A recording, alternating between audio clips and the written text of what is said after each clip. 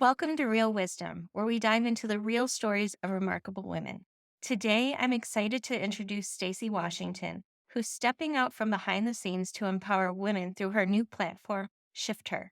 Stacey's passionate about sharing knowledge and resources to help women navigate life's changes from wellness to fashion, making sure they never feel alone in their journeys.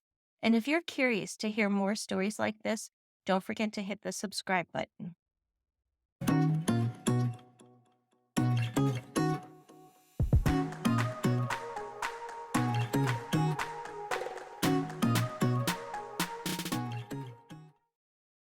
Hi, Stacey. Hi, Holly. I am so excited to have you here today. I've been looking forward to this conversation ever since I saw that you were like, let's do it this day. I'm like, perfect. Um, I feel like your story has led up to this aha moment for you. You Oh yeah, went from the corporate world to fashion styling, and then for some reason, you and your husband decided you were going to start a bakery during the pandemic. right, Fabulous, right. right? And Oh And I my. think all of those challenges and all the things that you have learned along the way have led you to the point where you are right now. And that's what's starting shiftHER. Correct. Can you tell me what led you to this moment and to be this inspiration for other women and help them navigate this time? Yeah, um, I, I know that because my husband had a heart transplant, Hmm. 7 years ago, I felt, and I worked in health insurance as well, right, and was in that environment, so I felt like I was pretty astute about health, wellness, etc. And then for the last 10 years, I really was honing in on my own wellness, right? So I felt like I was a go to person.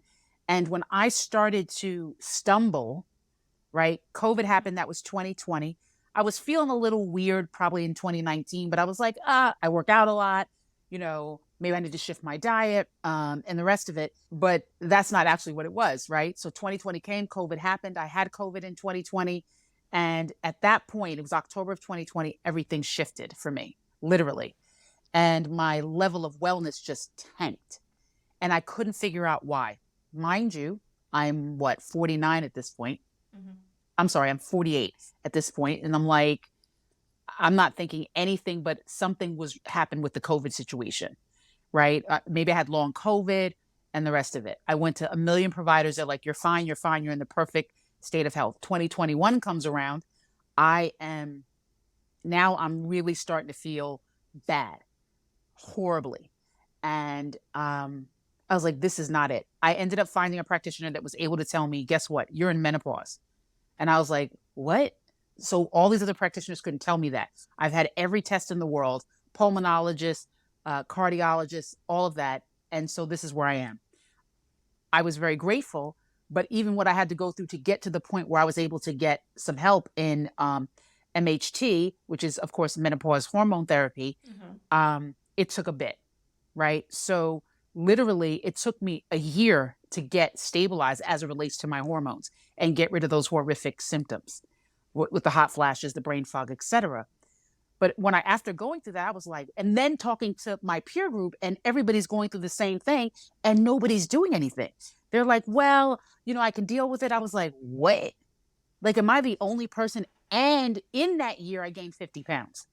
So that, which was crazy. And I hadn't changed diet, exercise, nothing. Right.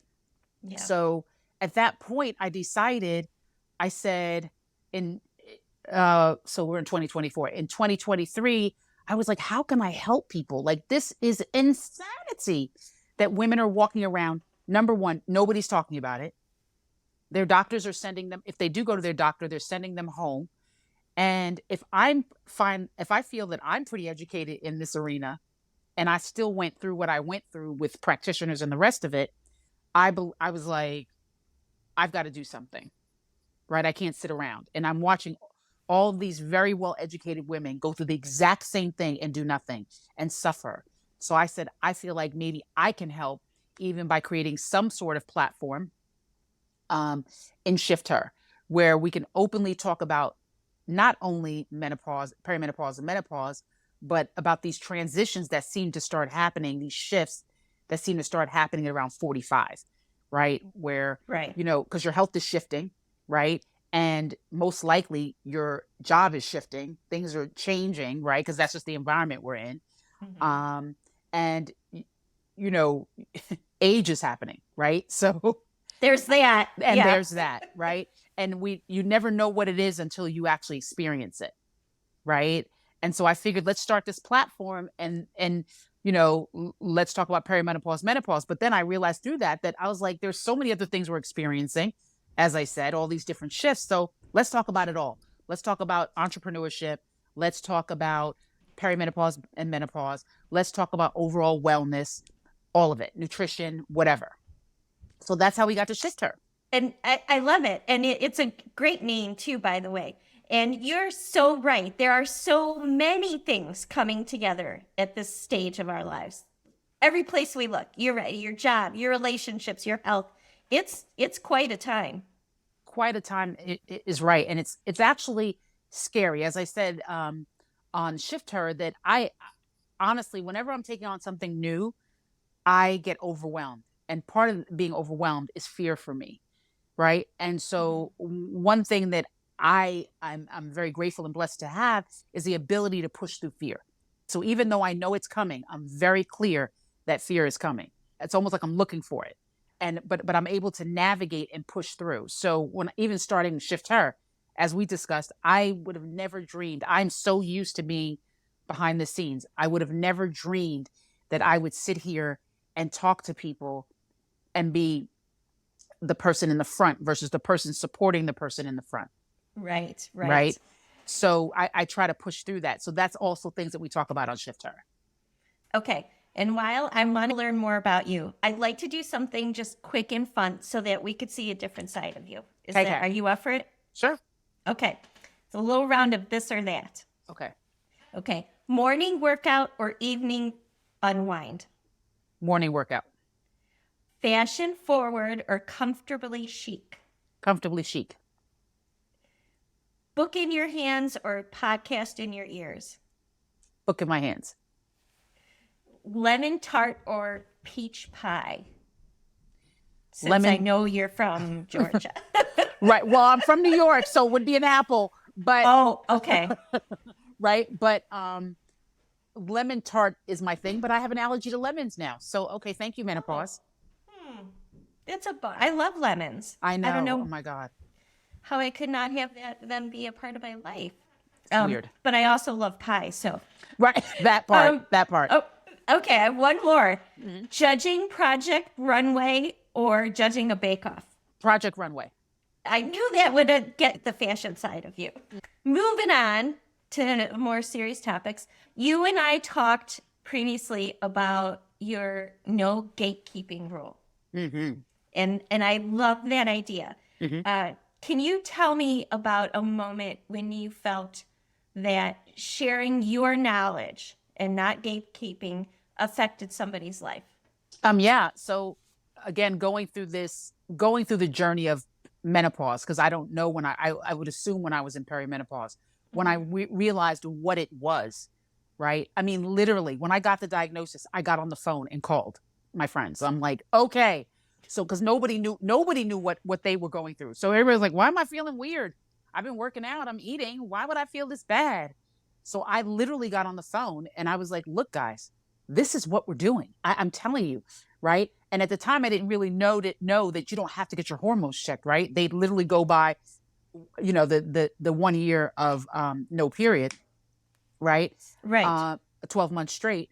And a lot of my friends, we weren't even connecting those dots. So when I shared that, everybody was like, oh, okay. So I'm at month 8. All right. I'm at month 10. So some of the people in my peer group, some of the women in my peer group, they realized that they needed to hold their doctors to the fire. Cause I was like, look, if they don't want to give you what you're asking for, whether that's MHT, whether that's some supplements to kind of help you subvert some of the symptoms, whether giving you advice on maybe your diet could impact, your symptoms, you need to hold them to task. So when people understood that, oh, I can actually hold my physician accountable. Yeah. Yeah. Hmm. or break up, divorce, like it's over, right? And so in that, I have a very good friend who really, I mean, had amazing results with getting MHT. I mean, she lost every pound and then some of the weight she gained. She had like amazing results with getting MHT and Hmm. changing her diet a bit, eliminating some things that were really helping the symptoms go crazy. And I love to hear that and to see it in play, right? Because she was Hmm. suffering just as I was, and to watch her be able to return to herself and better really made me feel good. So I really believe in that particular situation, me sharing and not gatekeeping Hmm. and not keeping it to myself really impacted her as an individual and her life and the people around her, quite frankly, because you know, when you're in menopause, everybody's feeling it. Yes, right. It's true. But, you could have also been that person who's like, oh, yeah, I don't want anybody to know this is what's happening to me. But we shouldn't be embarrassed about menopause, or we shouldn't be afraid to talk about it because, It's that. helpful. It's Hmm. helpful. It's helpful. And I will say this. So interestingly enough, I don't know about you, I can look at people now and there's signs, and it's not necessarily menopause, but like when you know what inflammation looks like I wish that I understood how to use technology properly to pop pictures up. Like I could show you pictures of myself and it looks like inflammation. It doesn't look like weight. It Yeah. like somebody could stick a pin in you know, it's different Hmm. when you can look at people and see they're going through something is happening. And menopause you can see because you when women are sitting in a normal environment and you start to see the skin literally start to glisten, Yes. No, oh my gosh, you're absolutely right. or women get Hmm. fidgety, right? Because again, it's something you can't sit still through it. It's not something you can just sit there and go, right? It's something Yeah, they start getting fidgety. You know something is happening, right? You know that definitely. they're experiencing something, or that or people that you know who are gaining weight, like just gaining, like, and it was not something that was happening before, right? Right. So you know it's something. And if you're within our age group, to me, if you're within 40 to me is like the line is when things really take a different turn, where the outward symptoms show. If you're 40 and up, and I see some, I'm like, oh, right, like Yeah. where people start talking about they're not sleeping, right? Because that's not normal. Like not Not sleeping if is you've not. already always been a good sleeper and then all of a Yes, sudden nothing else has changed in your life. that is correct, right? Or the night sweats and things like that. So you can Hmm. kind of tell when people are, especially women, are going through something from a health perspective, and specifically menopause. Because I think peri is a little different, right? Because it's a little bit at a time, right? Like it's Yes. like little Yes. symptoms. But when you hit like when you get to that like 6th month, 7th month of no cycle, I mean it starts to ramp up. Yeah. You know, now that I look back and I'm like, oh, okay. I just thought my period was. I thought I was working out too much while my period had slowed down. Right. No, it's true because you don't get there's not like an expiration date where you're handed at a certain point in your life and you're like, yeah, look for March 30th of 2024. It's all over with. Doesn't Correct. happen that way. And no Um, doctor's telling you if you're going for your checkup. They're not saying, hey, you're getting around that age. You know, how you been feeling? Like, is anything changing? yes. Nobody's asking those No. questions. All right. I know that you do have a really strong opinion about Menopause, MHT. menopause hormone therapy. Yes. Hmm. If women are afraid of asking or on the fence, how Hmm. would you suggest they approach their doctor? I think first things first, it's important to build a relationship with your practitioners, Hmm. right? So I particularly, as I told you, I subscribe to functional medicine and integrative medicine. Some of my practitioners are naturopaths. Some of them are MDs Hmm. that I deal with, and they deal with different things. So the naturopath is focused more on hormonal health and hormone balancing. And I feel that for me, I think what works is getting experts in your square. Okay. You must have experts, right? Like just because somebody's a doctor doesn't mean they're an expert. It just means they're a doctor, True. right? Yes. So I feel like you need to find somebody that is willing to make you their priority, right? And that is an expert in you. Um, I tell this story and I really mean it. I mean, one night I was just exasperated with what was happening and how bad I was feeling. And I just started praying, and I asked God, I said, listen, God, you got to help me. I can't do this alone. I don't know what's happening. Mhm.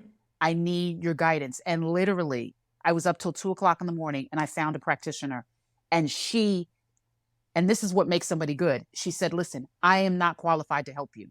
You are 100% in menopause. She ran all the tests. She called me the next day and said, I am not. But here's a list of people that you could possibly see. I went through that list, right? They did not work for me. Then again, I got back to it. I just was like, all right, I'm not happy. Yes, I was getting hormone therapy. I wasn't optimized because really, when it comes to hormones, it's all about optimization, Mhm. right? It's not about, I feel better. It's about how can I properly optimize my hormones so that I will feel my best. Okay. So then I literally Googled functional medicine, Atlanta. Okay. Cause I was following Dr. Mark Hyman, who anybody, Yeah. like he's just an amazing physician and is a functional medicine practitioner, integrative medicine. And I just Googled that functional medicine Atlanta and a few came up. The first one I called, I got a answering service. The second one I called, got an answering service. The third one, somebody, they had a service, but they answered and they were asking a million questions. They were like, you can come in for a consultation. So that's what I did. Oh. And I went in for a consultation. And on staff, what's great is that they have MDs, they have naturopaths, they have nurse practitioners, chiropractors, etc. So it was up to me who I saw. I saw a naturopath first, right? I did not know what it was when I went. I was just open. I didn't care because I was like, I just need to talk. Right. And I was like, who are you? I was like, oh my goodness. And then I Googled these two women that were, because I had two, I had a nurse practitioner and a naturopath. And I Googled her and all of her credentials came up and I was like, wow. So that's how I dealt with that. And what did you say you looked for? I Googled functional medicine Atlanta, Okay. right? So I tell people Google functional medicine so just FYI, I do that for everything. So let's say I have a headache. Yeah. I will Google functional medicine headache Okay. so that I get functional medicine results. I don't want conventional medicine results. I don't want to hear take Tylenol, Right. right? That's how I found out about castor oil, how I use castor oil. I Googled my back muscle aches and back inflammation, and up came castor oil. And I tried it and it works. So I that's how have I heard a lot navigate. of good things about castor oil, and the uses are just like, Endless. yeah. And to think about this, that our grandmothers used to Right. make us ingest it. Ingest. Yeah. Now you can ingest it. I do not. Right. I physically put it on my skin, but I have some things going on with my back and I know exactly what it is and I'm trying to avoid surgery. But this literally, whatever pain I had the day before, the next day it's gone. See, and we thought our grandmas were, out of their minds, but was it Literally. teaspoon of castor oil? So yes, so anything I'm looking for, I always functional medicine is how it starts. On one of your Instagram posts, you talked about the importance of not trying to pour from an empty cup and how you were making your wellness a priority so that you could be strong for others. Could you tell me a little bit more about that? Like, where did that come from? Sure. So I mean, it's literal. Like I have bottles of water all around, like literally half bottles, literally out on my desk. Here's one. Here's another. Right. And so once I'm done with this, it's finished. Right. So how could I possibly, from my own spiritual cup, my own mental cup, my own heart cup, if it's empty, what am I giving? Mhm. I'm giving absolutely nothing. And which would then mean that what I think I'm giving is not helping anybody. Right. So not only am I hurting myself, right? I'm hurting the other person because I'm alleging that I'm helping them and I'm not giving them my best. It's just not fair all the way around, right? Right. So I learned, like when my husband had the heart transplant, I mean, it was a very overwhelming thing because he spent 5 months waiting for his heart in the hospital, tethered to machines. He couldn't take a shower. I had to bathe him every day. It was that, like, it was a thing. And he was very, I mean, you wouldn't know that he was in this situation. If you looked at him, you'd be like, oh, he's fine. Mm-hmm. But it took a lot out of me. And I don't think that what I didn't realize is that I didn't necessarily, I was grieving and I was going through it with him, right? So yes, he's the one that physically got the transplant, but I was literally going through it with him, right? And then experiencing my own transplant, if you will, Sure. Oh, right? yeah. Right. Right. And I did what I had to do to get through that. But even after the surgery, there was more. So I was constantly giving, giving, giving, right, in that situation. And because he needed me, Hmm. right? But then the question is, what about me? And that's what got me to like this crazy working out like a maniac, getting on my nutrition, etc. And I really started to focus on myself, but I wasn't focusing on everything. I was just focusing on the outside, and the inside was still yucky, right? Because that's like, I didn't do the work for that. So anyway, I learned how to kind of make sure my tank is on full before I start giving away, like giving to others, because it's just not helpful. So that, and also being around people that can help replenish my cup. Right. Because you don't have to do that all on your own. No, and so to me, relationships naturally live in a reciprocal place, and it doesn't mean tit for tat, or it doesn't mean 50%, 50%. It means that what you take out, you put back. Right. Right. Right. Doesn't mean if you take out 10%, right, you put back 10%, and vice versa. So I, it is extremely important to me when it's. I mean, like some weeks I'm a meal planner, right? Hmm. So I meal plan for everybody in my house. And some weeks it just doesn't happen. And I can't explain why. And everybody just deals with it. It doesn't even matter to them. It mattered more to me than Yeah. it does to them. So when I just don't have it to give, I don't do it. I just don't do it. And nobody, no, listen, my mom and my husband, they're like, we can order out or we can cook ourselves. Like, how do you think we've navigated over our, like, what do you think like this is? You don't have to, your cup does not have to be completely empty. Right. And we're busy. You know this, we're all Yeah. busy. But pouring from an empty cup is not helpful for me, nor the person I'm giving to, as I said before. So when I don't have it to give, I don't give it. I just stop in my tracks. Right. And guess what? Right. They So figure it out, right?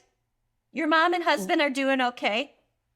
if my mother even thinks now that I am overwhelmed or tired, she'll send me a message and say, I'm going to worry about myself today. Thank you. And that's it. Like, she's done with it. Having a support system and people who are watching you move, right? And they're using their own discernment.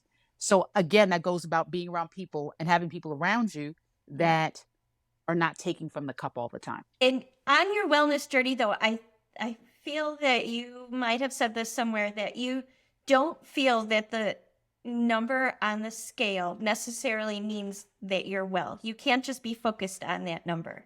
What else makes up that feeling of wellness to you? That's a new revelation for me, because I was very much what that number says. Yes. If All that of us number's not are. if Mhm. that number's not moving, I used to be like, okay, or whatever. I think one, that hamster wheel, and you and I have talked about this in the past, Yes. it gets exhausting being on that hamster wheel. So I started to I actually looked up the definition of wellness, and it's a state of being, right? It's not it's not something tangible. So it's not a number on a scale. It's not six pack abs. It's none of those things, honestly. Wellness is a state of being. So for me, I am well right now. So every morning I get up and I wake up with gratitude. I set my day with intention. To me, that pours into my wellness. I try to fuel my body with things that it wants, not things that I want, or things that it needs versus things that I want. Mhm. I make an effort to move, right? I intentionally move. So for me, for Stacey, taking a walk is not enough. That's not intentional enough for me. So in turn, that's why I work out with a trainer, right? That's intentional. That's why I take a class with her as well. So I try to do this. I try to get 5 days a week in. I'm Yeah. trying to move to 6, but I got to get this 5 down first, right? But those things contribute to my wellness. Do I have weight to lose? I could lose another 30 right now and it would be okay. Yeah. But that to me is not, does not make me well or unwell, right? Right. Because you might be sacrificing something maybe emotionally or even in a relationship, because you're focused too much on losing that weight that you're not paying attention to other things around you. which then makes you unwell Yeah. in a mental and a spiritual way, right? Mhm. So I try to make sure that I'm doing things to support my definition of wellness, which is, again, very key things for me. Waking up with gratitude, being intentional with movement, Mhm. fueling my body with things that it needs, making sure that my prayer life is in order, right? That I'm keeping that focused. Work and all that has nothing to do for me being well, me having six pack abs, or honestly trying to get the body I had pre-menopause, which was 3 years ago, 4 years ago, getting that back. That left me probably 6 months ago, meaning I'm not striving to do that. What I'm striving to do is to gain as much muscle as I can, to have a lot of core strength, to be able to be stable and have longevity. That's what wellness is for me. Yeah. Longevity. If I need to get the muscle, because it's going to be really hard at 70, 75, 80 to have to be stable if I have no muscles to support my bones. Yeah. So Mhm. wellness for me, that's what wellness means to me and for me, right? Bigger than the number on the scale. Yeah. And I know this is going to like move in a little bit of a different direction, but maybe not, because wellness also, I feel, the way you see yourself out in the world, right? And I did take a little deep dive on your Instagram, and there was Mhm. one story that stuck with me because you talked about going gray and how that kind of was like, that was a weird thing for you. Like you couldn't see yourself in that space yet. It's very sensitive. It's a very sensitive subject for me too. Yes, Yeah. but I think it is for a lot of women, and I'm also noticing on camera like there's gray hairs up there, as I'm bringing it up. But Right. right, like how do women, like some women want to embrace the gray, and they're like, I'm good for you, like I'm off for it.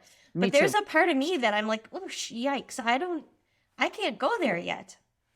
No. I mean, do you want to talk about that a little bit, like how, Sure. like Sure. your just Sure. your confidence in I making think those that decisions? so interestingly enough, and this is why lighting is so important, right? I didn't notice it at first. It was my hairstylist who was like, "Wow, you have so much gray." Because so here's the thing: I kept my hair weaved and it was braided, so I didn't see it. Oh, yeah. And I saw it maybe I had I've had a gray patch since I'm 22 years old, but it was here and it was cute and I was okay with it because I was younger, so it was fine. Of course, people knew I was younger, so of course, why would I care whether or not I had a gray like a gray streak, right? Yes. And she said, literally, I think it was the right side of my hair. She was like, "Oh, like your hair is gray, gray." And I was like, "What?" So I let it go because I was wearing top buns all the time Mm-hmm. at this point. And I was like, all right, it looks dark. You can't see it because my hair's always up. And I was starting to want to come out of it. And I was like, when I did take my bun down, I was combing through my hair and I was like, oh You saw it. my God. But I saw it was everywhere. Like it was Yeah. in the crown, it was everywhere. And it was almost white. And I was like, wait, wait. And I literally, my husband will tell you, I was weeping because I Yeah. was like, no, no, no, no, this is not happening. And so he was like, fix it. Like, why are you so upset? I was like, well, here's what you don't understand. Agreed, fix it. Yes. That means I'm getting my hair colored literally like every couple of weeks, every Yeah. 3 weeks, because I don't even want them peeking in. And I think also what freaked me out was that they were coming around the edges. And usually when it comes around the edges, that's stress. That's the stress hair. So it started these wispy little things. And I was like, okay, and I felt like it aged me. When I really hit that point where I was like, nope, the crying and all the rest of it, I was like, we're fixing it. And I talked to my hairstylist the first time and she's like, all right, this is what we're going to do. And then I was combing my hair again and I just felt so overwhelmed. She was out of town. I was like, oh my God, she was out of town. She couldn't see me till the following week. I was having a photo shoot and I said, no. Yeah. So I called somebody in her salon that's done my hair before. And I was like, first of all, we're going to cut it all off because I'm not going to be playing around with gray hair all over the place. Right. And having to color all this hair. Number one. Number two, you're going to cut it and you're going to color it. And we're going to keep it short so we can maintain it. So it doesn't matter if I get hair color every couple of weeks, Yeah. right? Every 3 weeks, it won't matter. And sure enough, I marched in there and she did it. And it was a relief that I didn't have to see it. Right. And I don't have a problem with aging. I am extremely happy that I am 52 years old. I am so happy about it, like really happy about it. I am better now than I have ever been in my life. I'm more secure. I have more confidence. I love more. I love better. I live more intentionally. Like it's better now. But what we're not going to live with the gray hair. Not doing that. And And so I just love that you're able to say it. And short hair looks fabulous on you, by the way. you're so sweet. And my hair is my thing, right? So and it's starting to thin. So I said, okay, that's also another thing. Yeah. All right. So we're cutting it. We're not dealing with that. Like I'm going to cut it and then I'm going to look at what in my diet is causing my hair to thin. See, that's the way I look at everything. It's all food. But what I wasn't going to tolerate was a head full of gray hair. And there are so many women who wear it so very well. And it's beautiful. Yeah, And I agree. I mean, absolutely stunning. I have a very good friend, dear friend of mine, whose hair is fully gray and it is stunning. I'm not doing it. The way I'm looking at it today, I'm not doing it at 70. And sometimes you've got to do those things for yourself. And I think that's where I was trying to go with that. And I think if it's something that a woman is feeling, and even though maybe her husband or whomever is like, oh, it's fine, you're fine, but you don't feel fine. Not when I look at that gray. Now I will say this to you. If it were all white and I could work with it, I could probably deal with it from a style perspective, Yeah. right? But not that mousy gray. It's, you know what I'm saying? Yes. Dull, Yes. just not cool hair. You know what I'm saying? Right. You know Right. exactly what I'm saying. When they come, it's just, It's not entirely all transforming at the same time. And you're like, not a good look. Not a good look, especially if I did go like a platinum or something like that, right? That would be worse when it grew in, right? Because it would be dark. Yes. Right. So I also, because of the part of the business that I'm in, I don't want to date myself. So I don't want people to look at me and make an assumption on my age. True. I want to be able to tell you, right? Versus you assume how old I am because my hair is gray. Yes. Yes. Right. So, all right. So that's how I feel about that in my Forrest Gump voice. I like it though. I like your attitude. Okay, we're coming to the end, and at this point, I always love to let my guest tell us, what do we need to know about Stacey? Where are you going next? Where can we find you? What are you excited about? Oh, I like that question. I'm excited about my future. It's weird because as I talked about yesterday, that, people look at women like we're going downhill versus up, right? And for me, it feels like I'm going up. And most of the women like yourself, in my view, in my orbit, are going up. We're not slowing down. We're not like going down the hill. We're rolling up. And I'm super excited about what's at the top for all of us, not just myself. Like, it's exciting to see women do what they're passionate about versus how they can earn money or make their family happy or whatever. It's super exciting to see that. So I am like over the moon about watching myself and other women reach these points that they want to reach, like their goals, hit their goals and live their passion.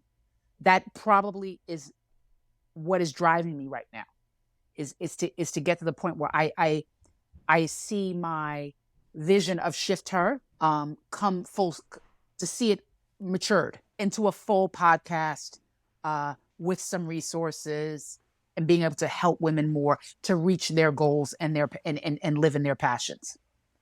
That's it. It's more about others than it is about me.